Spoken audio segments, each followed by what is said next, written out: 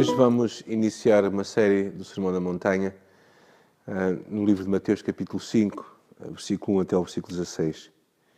E vamos falar acerca de vivermos uma vida de alto impacto, que é basicamente o que Jesus nos desafia aqui. O Sermão da Montanha, este sermão do reino, do Evangelho do Reino, no qual Deus chama para si um povo santo que lhe obedece para fazer parte desse mesmo reino.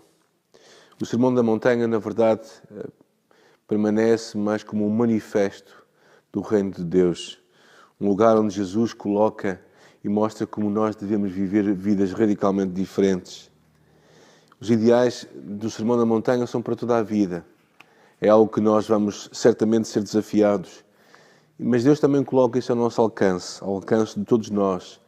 É para toda a Igreja também. Este Sermão da Montanha surge logo no segundo ano da pregação pública do Senhor Jesus Cristo, no auge da sua popularidade. Uma popularidade em que verdadeiramente Jesus nunca confiou.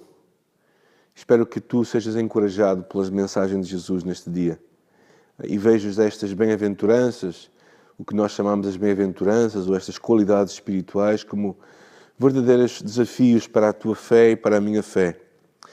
Não uma utopia, mas algo que é possível nós vivermos. Todos nós que nascemos de novo, que somos filhos de Deus, podemos viver estas realidades. Por isso, vamos ler esta mensagem. Bem-aventurados os humildes de espírito, porque deles é o reino dos céus.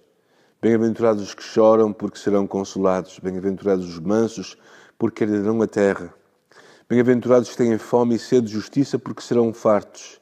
Bem-aventurados os misericordiosos, porque alcançarão misericórdia. Bem-aventurados os limpos de coração, porque verão a Deus.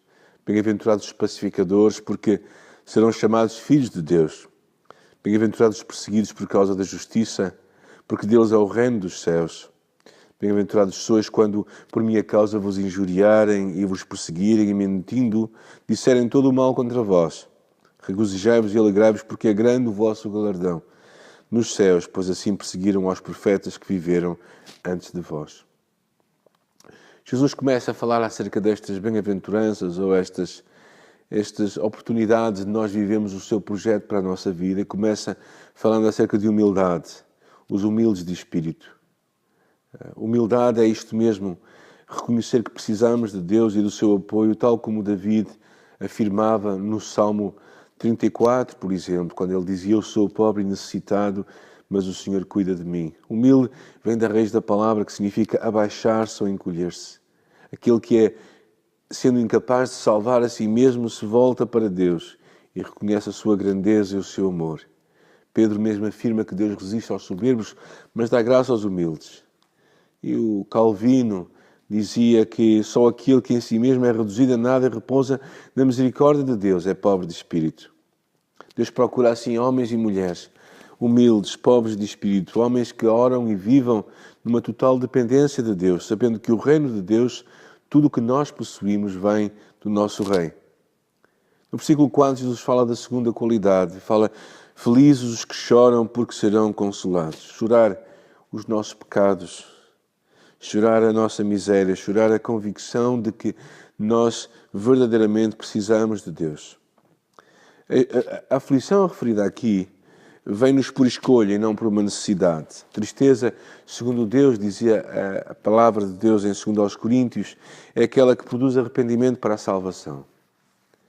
Ou seja, são lágrimas daqueles que, pela sua tristeza, chegam ao fim de si mesmos, que se arrependem e recebem a consolação de Deus. Qual foi a última vez que tu choraste as tuas lágrimas, os teus pecados? Que tu reconheceste o quanto precisas de Deus? No versículo 5 fala da terceira característica, qualidade, e diz: felizes os mansos. Mansidão não é certamente só um temperamento inato, é algo que nós vamos aprendendo. Vem da palavra do grego, do qual era aplicada ao animal que era amansado. O homem manso é aquele que é amansado pelo jugo de Cristo e, consequentemente, toma sobre si os fardos dos outros homens. Ele não tenta mais tomar à força, nem mesmo aquilo que é seu por direito, nem tenta vingar as injustiças feitas a ele, mas se entrega a Deus. Está preocupado em ser uma bênção, não só para os seus irmãos, mas até mesmo para os seus inimigos, diz mais à frente na palavra de Deus. O homem manso reconhece que tudo o que ele tem não é dele, mas é de Deus. Somos servos de Deus e não somos donos de nada. Se calhar todos nós temos dificuldades em reagir bem quando a injustiça é feita contra nós. Mas podemos nos entregar a Deus, que é o Deus de toda a justiça. E o Deus que não deixará que nada que foi feito a nós seja impune. O versículo 6 fala de uma outra característica, a quarta, diz: felizes os que têm fome e sede de justiça. Fome, aquele desejo que se torna em dor. Como o apóstolo Pedro dizia, desejai ardentemente, com dor, com intensidade. Espero que tu também se desejes. Mais à frente no Sermão da Montanha, o próprio Senhor Jesus Cristo diz: buscai, pois, em primeiro lugar o reino de Deus e a sua justiça. Ter fome por Deus e nada mais. E aquilo que são os valores de Deus que realiza naquela terra são o desejo dos verdadeiros discípulos de Jesus Cristo. Aqueles que anseiam que os propósitos de Deus se realizem entre nós. No versículo 7 fala da quinta característica, os misericordiosos. Compaixão por aqueles que têm misericórdia, que têm necessidades, passam necessidades. Efésios diz que aqueles que recebem misericórdia também têm necessidade de a demonstrar. A misericórdia de Jesus, que nós recebemos dele, deve ser estendida aos próximos, ao nosso próximo. Olhar para o nosso próximo com compaixão, aprendermos verdadeiramente a olhar para eles com amor e com carinho. No versículo 8 ele fala da sexta característica, os limpos de coração. J.B. Phillips traduz esta passagem dizendo: bem-aventurados os absolutamente sinceros. Ou seja, aquelas pessoas que têm uma vida pública e privada igual, transparente, e o seu relacionamento com Deus e com os homens, porque Deus se interessa com o nosso íntimo. Fala de uma pureza de coração, de uma sinceridade que Deus espera dentro de ti e de mim. Como o livro de Tiago dizia: chegai-vos a Deus e Ele chegará a vós outros, purificai as mãos pecadores, e vós que sois de ânimo dobre, limpai o coração. É aquela velha questão que Davi também respondeu: quem subirá ao monte de Sião? Ao qual ele responde: que ele limpo de mãos e puros de coração. Se desejas ver Deus de todo o teu coração, tu precisas de ser sincero, autêntico, transparente no teu relacionamento com Deus. O versículo 9 fala da sétima característica, os pacificadores. A palavra em Romanos diz que, justificados, pois, pela fé, temos paz com Deus. Deus é o autor da paz e da reconciliação e te chama a ti e a mim sermos autores também da paz e reconciliação com os outros homens. Será que tu e eu somos pessoas que promovem a paz? Ou será que promovemos as contendas e a divisão e os conflitos? Felizes aqueles que procuram a paz e a promovem, diz o Senhor Jesus. Curiosamente, de pacificador, ele fala acerca da perseguição, no versículo 10 até ao versículo 12. Ele fala que aqueles que são perseguidos por causa da justiça são pessoas felizes.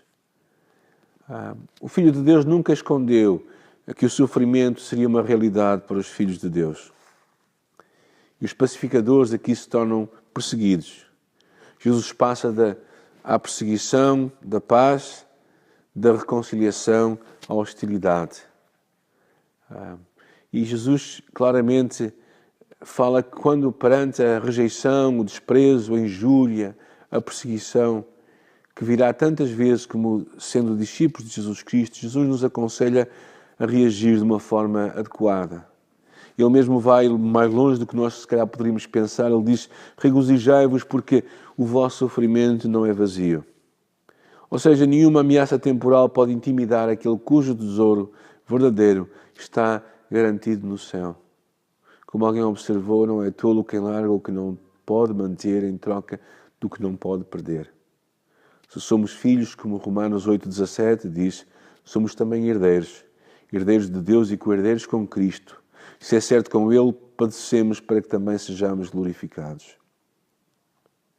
E finalmente, se nós formos pessoas que vivemos estas qualidades que Jesus nos enumera aqui, Ele fala acerca do nosso impacto neste mundo. Um impacto como o sal da terra e a luz do mundo. O Um impacto como o sal que vai verdadeiramente afetar os outros à sua volta. No mundo em que está a inverter os seus valores éticos e sociais, nós precisamos encontrar a régua da verdade, uma bitola, uma medida. Porque Jesus mesmo disse, se o sal vier a ser insípido, ou seja, se nós nos deixarmos mergulhar no mundanismo à nossa volta e nos valores deste mundo, nós iremos deixar de ter impacto à nossa volta. A.B. Bruce dizia que se não influenciarmos o mundo, que decadência, de salvadores da sociedade, nos tornamos em material de pavimentação de estradas. O reino de Deus não se pode fechar em si mesmo como num mosteiro gigante. Não foi proposto que nós vivemos num isolamento. Ainda que não sendo do mundo, nós temos que viver neste mundo e ter um impacto nele. Jesus foi um exemplo disso. Ele vivia com gente à sua volta a todo momento, sempre se relacionando com os aflitos, com os sofredores, com aqueles que também até questionavam a sua própria autoridade.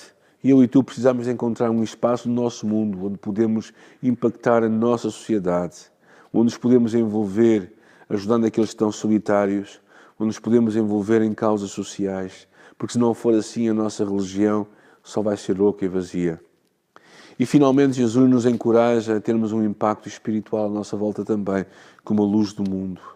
Luz que reflete o que nós fazemos ou o que nós dizemos. Temos que nos identificar. Não é simplesmente pelo nosso exemplo, mas é também pela nossa mensagem.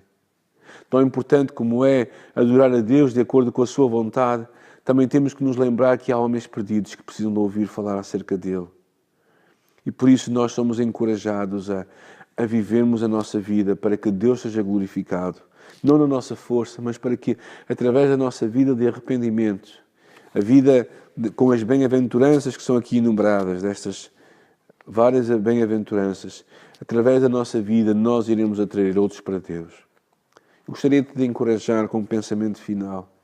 O sal e a luz têm uma coisa em comum. Eles se dão e eles se gastam. E é isto que acontece com a vida dos discípulos de Jesus. Compreendemos que o nosso papel é nos dar, é nos gastarmos, é servirmos. Fé não é coisa só para benefício pessoal.